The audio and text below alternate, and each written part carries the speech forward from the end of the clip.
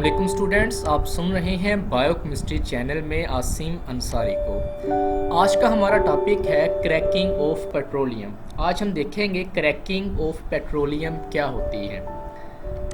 Fractional distillation के ज़रिए से जो गैसोलीन आपको मिलती है उसकी पैदावार बहुत कम होती है, लेकिन इसकी जो डिमांड है वो बहुत ज़्यादा है। तो डिमांड को पूरा करने के लिए हम क्या करते हैं कि जो लेस डिज़ायरेबल पेट्रोलियम की फ्रैक्शन होती हैं, जिस तरह केरोसिन ऑयल है या गैस ऑयल है, उसको हम क्या कर देते हैं, उसको हम गैसोलीन में कन्वर्ट करते हैं एक प्रोसेस के ज़रिए, एक प्रोसीजर के ज़रिए, जिसको हम क्रैकिंग कहते हैं। तो आज हम देखेंगे क्रैकिंग क्या है। क्रैकिंग असल में एक ऐसा प्रोसेस है जिसमें आप गैसोलीन की प्रोडक्शन को बढ़ाते हैं, जिसमें आप लेस डिज़ायरेबल जो पेट्रोलियम की फ्रैक्शंस होती हैं आप उसको क्या करते हैं, आप उसको गैसोलीन में कन्वर्ट करते हैं।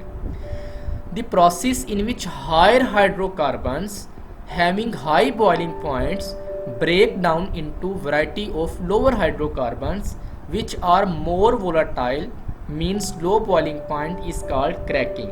क्रैकिंग एक ऐसा प्रोसेस है जिसमें हायर हाइड्रोकार्बन्स जिनका बॉइलिंग पॉइंट बहुत ज़्यादा होता है, आप उनको मुख्तलिफ तरह के लोअर हाइड्रोकार्बन्स में कन्वर्ट करते हैं जिनका बॉइलिंग पॉइंट कम होता है और वो ज़्यादा वोलेटाइल होते हैं। इस प्रोसेस को हम क्या कहते हैं, क्रैकिंग कहते हैं। क्रैकिंग में हायर हाइड्रोकार्बन्स जिनका बॉइलिंग पॉइंट बहुत ज़्यादा होता है, आप उसको कन्वर्ट करते हैं लोअर हाइड्रोकार्बन्स में।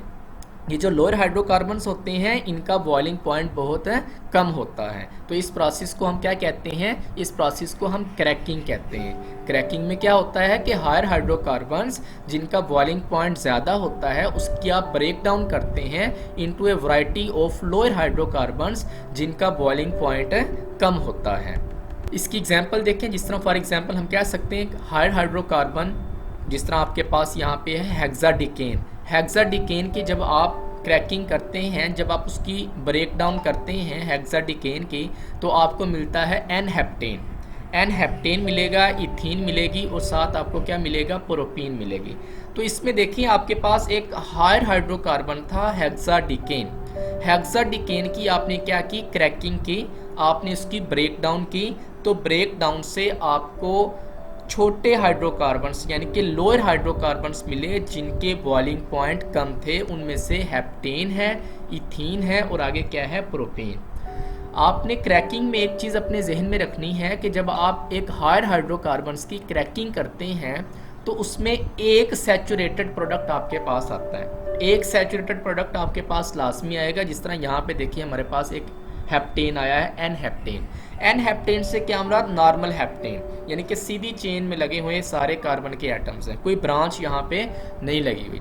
तो क्रैकिंग के अमल में एक आपको वहाँ पे सैचुरेटेड हाइड्रोकार्बन मिलते हैं, उसके अलावा आपको अनसैचुरेटेड हाइड्रोकार्बन मिल सकते हैं। वो एक भी हो सकता है, दो भी हो सकते हैं। जिस तरह हमारी यहाँ पे एग्जांपल में हेक्साडिकेन के अंदर देखें, एक आपके पास सैचुरेटेड हाइड्रोकार्बन आ गया एन हेप्टेन, उसके अलावा दो हमें यहाँ पे अनसैचुरेटेड हाइड्रोकार्बन्स मिले जिनमें से एक आपके पास इथीन है, दूसरा आपके पास प्रोपीन है।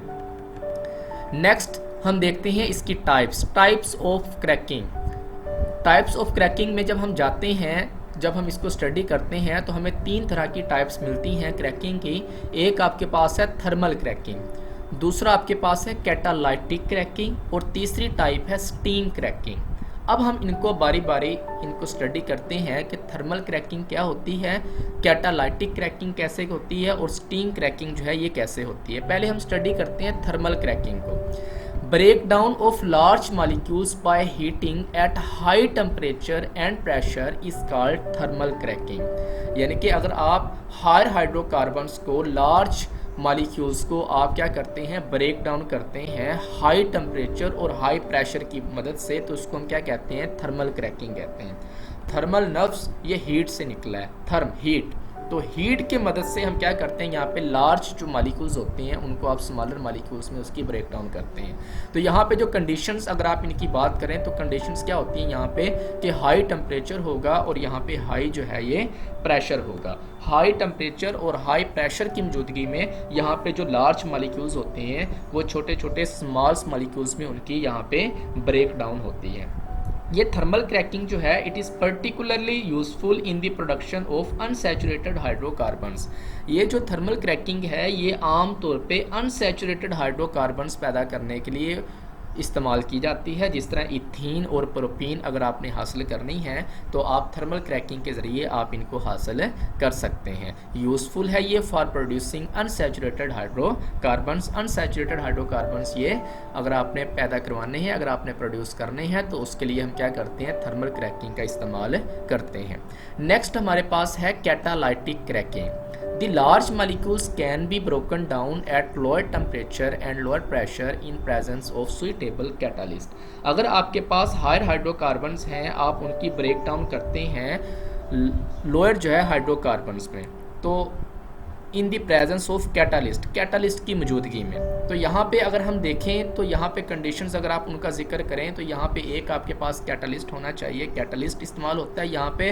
और दूसरा यहाँ पे अगर हम टेम्परेचर की बात करें तो टेम्परेचर यहाँ पे लो होता है और प्रेशर भी यहाँ पे लो होता है। लो प्रेशर होता है, लो टेम्परेचर होता है। टेम्परेचर यहाँ पे होता है तकरीबन 500 डिग्री सेंटीग्रेड।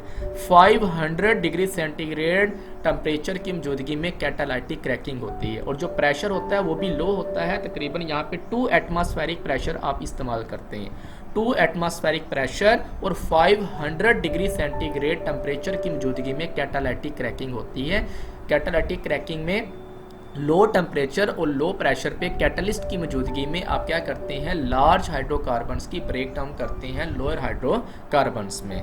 यहाँ पे टेम्परेचर भी लो होता है, यहाँ पे प्रेशर भी क्या होता है, लो होता है। Mixture of silica and alumina is used as catalyst. यहाँ पे सिलिका और एलुमिना का जो मिक्सचर होता है वो एज ए कैटलिस्ट के तौर पे इस्तेमाल किया जाता है। सिलिका का जो फार्मूला है SiO2 है, एलुमिना का जो फार्मूला है Al2O3 है। इन दोनों का मिक्सचर जो है वो एज ए कैटलिस्ट के तौर पे इस्तेमाल करते हैं। Catalytic cracking produce gasoline of higher octane number.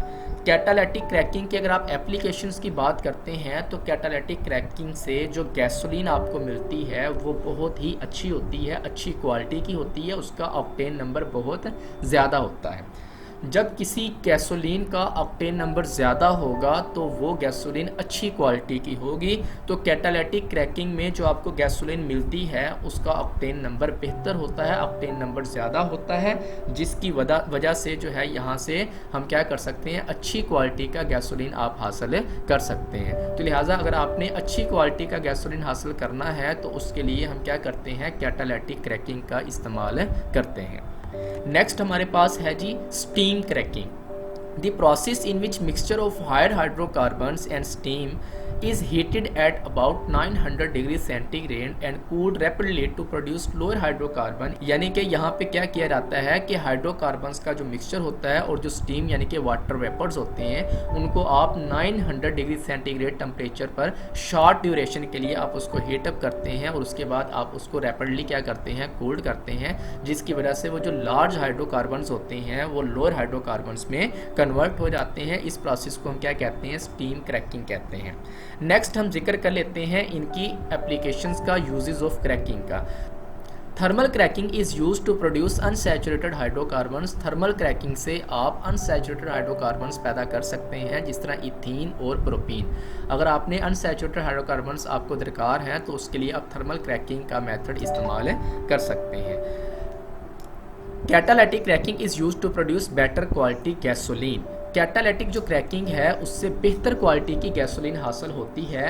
Catalytic cracking से जो गैसोलीन आपको मिलती है उसका ऑक्टेन नंबर ज़्यादा होता है। जितना ऑक्टेन नंबर गैसोलीन का ज़्यादा होगा वो उतना ही अच्छी क्वालिटी की गैसोलीन होगी। तो लिहाजा कैटालाइटिक क्रैकिंग को आप इस्तेमाल कर सकते हैं अगर आपने अच्छी क्वालिटी का गैसोलीन आपको चाहिए, अच्छी क्वालिटी का गैसोलीन आपको दरकार है तो उसके लिए हम क्या करेंगे, कैटालाइटिक क्रैकिंग की जो तकनीक है वो हम इस्तेमाल कर सकते हैं। क्रैकिंग के ज़रिए से न सिर्फ आपको अच्छी क्वालिटी का ये गैसोलीन मिलती है बल्कि इसके साथ साथ आपको बाई प्रोडक्ट्स भी बहुत सारे मिल जाते हैं। और ये जो बाई प्रोडक्ट्स होते हैं ये मुख्तलिफ तरह की चीज़ें बनाने के लिए इस्तेमाल होते हैं। मिसाल के तौर पे drugs, detergents, plastics, synthetic fibres, fertilisers, weed killer वगैरह, ये वो प्रोडक्ट्स हैं जो आप बाई प्रोडक्ट्स से हासिल कर सकते हैं, और ये बाई प्रोडक्ट्स वो वाले बाई प्रोडक्ट्स जो आप क्रैकिंग के ज़रिए हासिल करते हैं। क्रैकिंग के ज़रिए हासिल होने वाले बाई प्रोडक्ट्स से आप बहुत सारी वैल्यूएबल जो है चीज़ें भी आप पैदा कर सकते हैं, जिनमें ड्रग्स हैं, डिटर्जेंट्स हैं, प्लास्टिक्स हैं, सिंथेटिक फाइबर्स हैं, फर्टिलाइज़र्स और वीड किलर वगैरह आप तैयार कर सकते हैं इन बाई प्रोडक्ट्स से जो आपको क्रैकिंग में हासिल होते हैं।